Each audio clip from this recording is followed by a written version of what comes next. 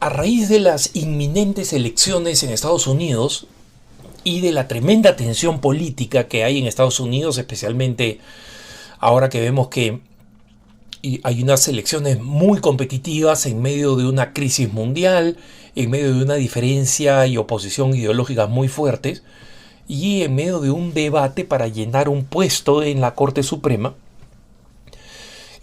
los dos partidos, y esa es parte de las dificultades del sistema político norteamericano, o una de las complejidades, digamos, porque tiene sus ventajas y sus desventajas, ¿no? Pero el hecho real es que esta situación del bipartidismo hace que los católicos estemos usualmente arrinconados entre tener que elegir o uno u otro, ¿no? Y algunos han resuelto este dilema diciendo, ¿sabes qué? No tengo no tengo suficientes criterios ni suficiente claridad moral ahora como para poder decidir entre un partido y el otro. Y recientemente un líder católico muy importante, un líder laico, reveló que en las elecciones pasadas, ¿no? Puso un candidato, escribió un candidato, o sea, lo que se llama en el sistema norteamericano write-in, o sea, puso un candidato que no estaba en la balota, ¿no? Y que en realidad cuenta como un voto en blanco, y que puso un candidato que algunos católicos lo han hecho por el partido solidario, que es un, digamos, pequeño partido centrado en la aplicación íntegra de la doctrina social de la Iglesia, donde hay también muchos evangélicos, algunos católicos jóvenes, pero que en la realidad no tiene pues ninguna posibilidad ni siquiera de poner congresistas por la manera como funciona el sistema político norteamericano. Y obviamente ambos candidatos están peleándose, digamos, por el voto católico. Entonces, esto es un elemento que produce mucha división entre los católicos, ¿no? Y cada una de estas elecciones, no solamente en los Estados Unidos, sino en general, se convierte en una ocasión potencial de divisiones una y otra vez entre los católicos. Y obviamente lo primero que tenemos que entender es que la política no puede ser algo que defina cómo nos relacionamos con los demás, ¿no? Acá en Estados Unidos la cantidad de gente, incluyendo muchos hermanos hispanos, ¿no?, que dicen que han tenido problemas familiares porque simplemente tienen discrepancias políticas, es algo que no debería acontecer, ¿no? Pero lo importante es el discernimiento que nosotros tenemos que hacer como políticos. Y esto como personas que participamos en la política, no digo como políticos candidatos, ¿no?, sino como seres de la polis, es decir, de la ciudad, de la sociedad organizada. De ahí viene el término del griego polis, ¿no? Entonces, es importante que los católicos recordemos que tenemos que hacer un discernimiento a la hora de elegir. Esto lo debo haber dicho pues 20 veces, ¿no?, cada vez que comento o me piden que comente sobre inminentes elecciones, ¿no? Y las elecciones, hay que recordar, son muy importantes, pero definen menos de lo que muchas veces estamos pensando que definen, ¿no? Y yo entiendo lo importante que es esta elección en los Estados Unidos y las consecuencias que va a tener, porque van realmente los candidatos en dos direcciones completamente opuestas. Es decir, prácticamente no veo tema, trato de buscarlo, pero no veo tema en el que haya una superposición, digamos, de coincidencias, ¿no?, en términos de política. Son realmente aparte. Pero al final, el día a día de nosotros los católicos va a estar más determinado por lo que hacemos en nuestro entorno, ¿no?, con nuestra familia, con nuestra comunidad, el impacto que tenemos en las escuelas que enseñan a nuestros hijos, ¿no?, el impacto que tenemos en leyes específicas que puedan afectar a nuestra familia. Y en consecuencia comencemos a construir la sociedad como hay que construirla, desde la cultura, ¿no? Y la cultura se construye desde la familia. Pero tenemos que votar. O sea, todos los documentos de la doctrina social de la Iglesia podrán cambiar en una cosa u otra en la medida que se han ido publicando, ¿no?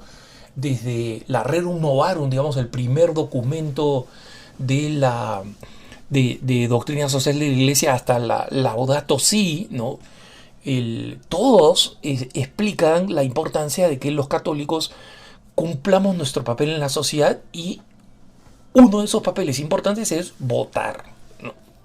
Y esa es la razón por la cual votar es tan importante, y es un acto moral, es decir, un acto sobre el que vamos a tener que dar cuenta a Dios, y por eso es un acto importante, ¿no? Entonces, eso significa que tenemos que discernir, ¿no? Y algunos elementos de discernimiento que la Iglesia nos da es que nosotros necesitamos que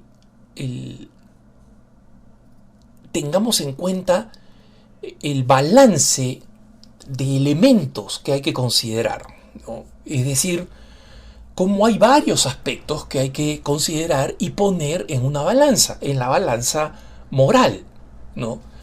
Y justamente este tema del discernimiento nos lleva a que nosotros recordemos que estamos votando por candidatos, ¿no? Y en consecuencia la calidad moral o la confiabilidad del candidato es importante, pero también estamos votando por ideologías y por políticas, ¿no? Y por eso es que Santo Tomás de Aquino decía que los santos recen por nosotros, pero que nos gobiernen los prudentes. Es decir, que la persona que nos vaya a gobernar sea una persona que tenga las habilidades de gobierno necesarias para gobernar, aunque en otros aspectos no sea ideal. Pero obviamente, si tenemos 2 o 3 o 4 o 5 políticos candidatos y todos ellos tienen más o menos las mismas políticas, entonces obviamente que debemos votar por el que sea humanamente más virtuoso, el que pueda ser un buen ejemplo y al que nosotros podamos señalar a nuestros hijos: mira, ese es un buen hombre, ¿no? Ese es el presidente de nuestro país, ¿no? Pero obviamente, como digo, hay que tener en cuenta quién va a ocupar el Ministerio de Salud, qué tipo de jueces va a nombrar el presidente, quién va a ocupar ocupar el Ministerio de Trabajos, lo que significa seguridad laboral, por ejemplo, salud mental, y una cultura moderada, que no se vaya a los extremos de la ideología de género, que no se convierta en una locura, ¿no? ¿Quién va a producir orden en el país? ¿Quién va a producir cohesión? Entonces, todas estas son preguntas que hay que hacerse, ¿no? O sea, salud, trabajo, orden cultural, orden civil, cohesión.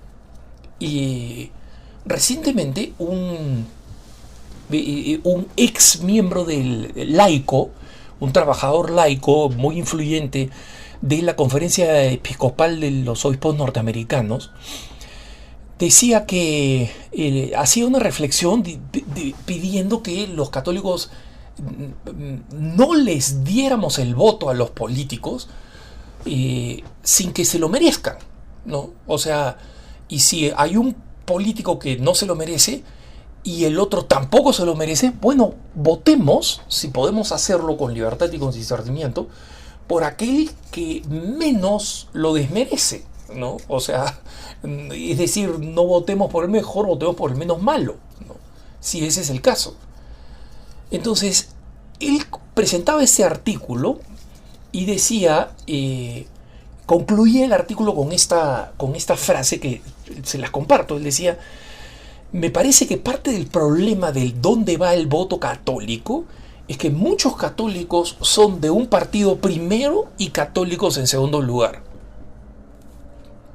Esta, ciertamente, fue mi experiencia con muchos congresistas con los que yo tenía que negociar a nombre del episcopado.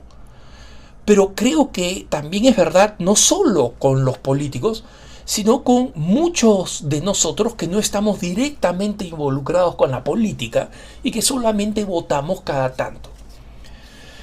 La respuesta a las divisiones partidarias entre los católicos no debería encontrarse fundamentalmente en reformar la política, pero en poner un centro mucho más importante en Jesucristo. Recordemos, hermanos, dice este exfuncionario del episcopado norteamericano, recordemos que Jesucristo es el centro de todo. Eso es lo que nos hace católicos. Si nosotros dejamos que Cristo sea eclipsado por algún partido, por algún candidato, por alguna ideología, esa es la razón por la cual estamos en los líos en los cuales estamos hoy en día. ¿No? O sea, dice, ¿por qué los católicos nos dividimos en estos momentos? ¿No?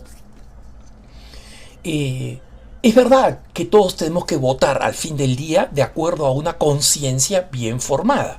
O sea, votas en conciencia, pero la conciencia no es un capricho. Este es un paréntesis mío, ¿no? Votas en conciencia, pero la conciencia no es la excusa para ver cómo justifico lo que ya quiero antes de pensar. No, es después de pensar, ¿no? Y entonces dice, pero esto